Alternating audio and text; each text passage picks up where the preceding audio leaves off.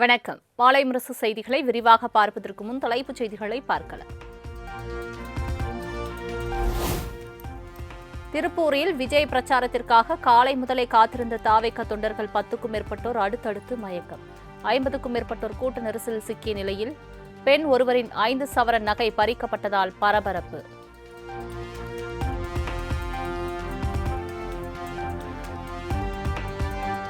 பிரச்சாரத்திற்கு முதியோர், கர்ப்பிணிகள், குழந்தைகள் வர வேண்டாம் என அறிவுறுத்தியும் விஜயின் பேச்சை துளியும் கேட்காத தொண்டர்கள். கொளுத்தும் வெயிலில் கை குழந்தையை ஏந்தியபடி பெண்கள் காத்திருக்கும் பரிதாப காட்சி.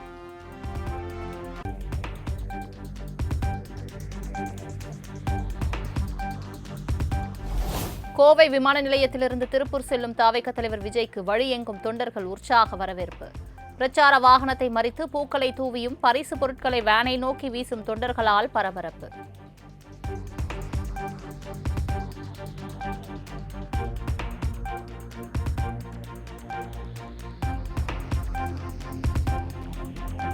தொகுதி மறுவரையறை என்ற பெயரில் தமிழ்நாட்டின் வாசல் வரை வந்துவிட்டது பேராபத்து.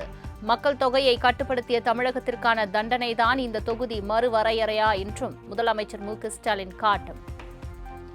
தமிழ்நாட்டின் வாசல் வரை வந்துட்ட பேராபத்தை பற்றி சொல்லவும் ஒன்றிய பாஜக அரசுக்கு எச்சரிக்கை விடுக்கவும் தான் இந்த வீடியோ.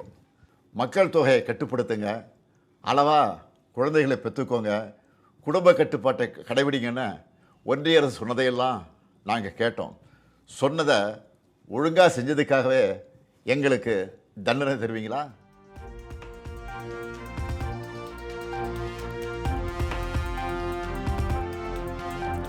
மாநிலங்களுடன் எந்த ஆலோசனையும் செய்யாமல் தொகுதி மறுவரையறை செய்யும் முயற்சியை உடனடியாக கைவிட வேண்டும். இல்லையெனில் பழைய திமுகவை பார்க்க வேண்டியிருக்கும் என்று பிரதமர் மோடிக்கு முதல்வர் மு.க.ஸ்டாலின் எச்சரிக்கை.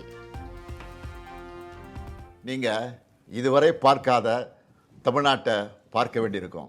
50கள் 60களில் பார்த்த பழைய திமுகவை இந்தியா திரும்பவும் பார்க்க வேண்டியிருக்கும். இவன் என்ன மிரட்டுகிறான்னு நினைக்காதீங்க.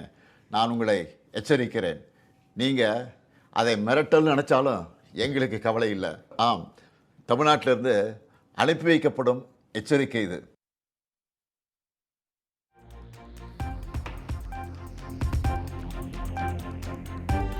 பிரதமர் மோடிக்கு முதல்வர் மு.க.ஸ்டாலின் எச்சரிக்கை விடுப்பது ஏற்புடையதல்ல என அண்ணாமலை கண்டனம்.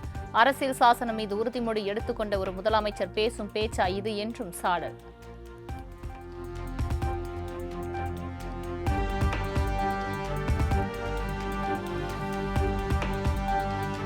தொகுதி மறுவரையறை மூலம் எம்பிக்களின் எண்ணிக்கையை 50% உயர்த்தவே திட்டம்.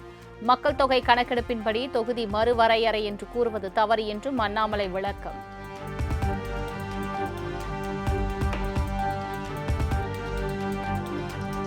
சென்னையில் பாஜகவின் தேர்தல் அறிக்கையை வெளியிட்டார் மத்திய அமைச்சர் ஜே.பி. நட்டா. பெண்கள் மின்சார பைக் வாங்க 25,000 மானியம், சிறு குறு நிறுவனங்களுக்கு 50 லட்சம் வரை வட்டியில்லா கடன் உள்ளிட்ட வாக்குறுதிகள் அறிவிப்பு.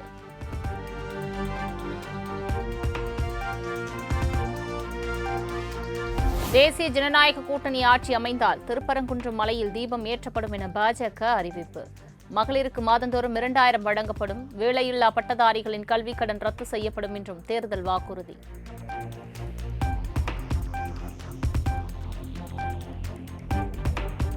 பொங்கல், தீபாவளி, தமிழ் புத்தாண்டு ஆகிய பண்டிகைகளை முன்னிட்டு ஆண்டுக்கு 3 சிலிண்டர்கள் இலவசம்.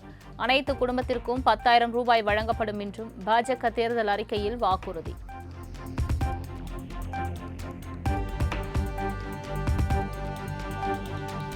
இலவச கல்வி, இருமொழி கொள்கை உள்ளிட்ட கருத்துருகள் அடங்கிய தேர்தல் அறிக்கையை வெளியிட்டார் வி.சி.க. தலைவர் திருமாவளவன்.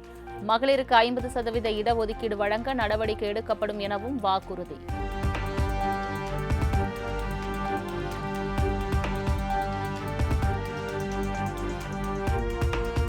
(2026) சட்டமன்ற தேர்தலில் வெற்றி வாய்ப்பில்லை என தெரிந்தும் அதிமுகவுக்கு ஆதரவாக செயல்படுகிறார் விஜய். திமுகவை ஆட்சியிலிருந்து அகற்றுவதாக கூறி அதிமுக பாஜக கூட்டணியை ஆட்சியில் அமர முயற்சிப்பதாகவும் திருமாவளவன் விமர்சனம்.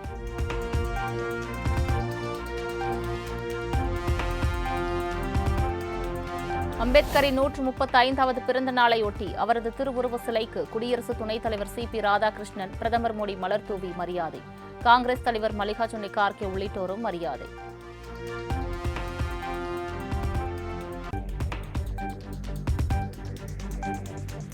அம்பேத்கர் பிறந்த நாளில் அரசியலமைப்பை காக்கவும் சமத்துவத்தை நிலைநாட்டவும் உறுதியேற்போம்.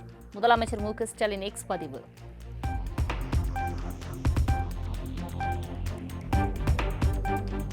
அம்பேத்கரின் சிந்தனைகளும் அரசியல் பார்வையும் இந்திய அரசியலமைப்பின் அடித்தளம். சமத்துவம் மற்றும் சமூக நீதியின் சின்னமாக விளங்கிய அம்பேத்கரின் புகழை போற்றி வணங்குவோம் என்றும் எடப்பாடி பழனிசாமி பதிவு.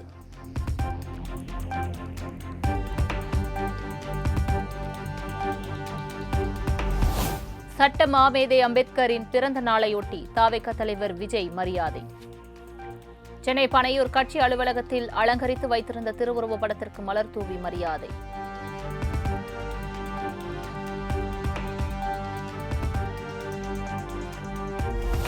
பன்மைத்துவத்தை சிதைக்கும் வகையில் திட்டமிட்டு காய்களை நகர்த்துகிறது பாஜக. தமிழக தலைமை செயலாளர் மாற்றம் செய்யப்பட்டதை சுட்டிக்காட்டி விசிக தலைவர் திருமாவளவன் குற்றச்சாட்டு.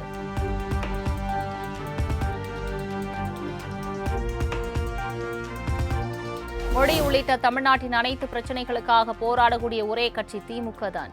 மாநில உரிமைகளுக்காக குரல் கொடுக்காமல் எதிர்க்கட்சித் தலைவர் பழனிசாமி வாய்மொழி மௌனியாக இருப்பதாக கனிமொழி விமர்சனம்.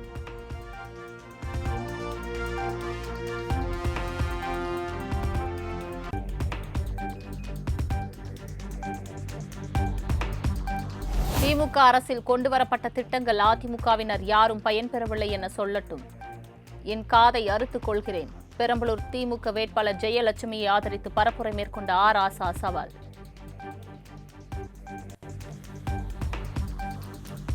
வரும் நாட்களில் மக்களவை எதிர்க்கட்சித் தலைவர் ராகுல், பிரியங்கா காந்தி உள்ளிட்டோர் தமிழகத்தில் பிரச்சாரம். திமுக கூட்டணி வேட்பாளர்களை ஆதரித்து தெலுங்கானா மற்றும் கர்நாடக முதலமைச்சர்களும் பரப்புரையில் ஈடுபட உள்ளதாக தமிழக காங்கிரஸ் கட்சியின் மேலிட பொறுப்பாளர் கிரிஷ் சோடங்கர் தகவல்.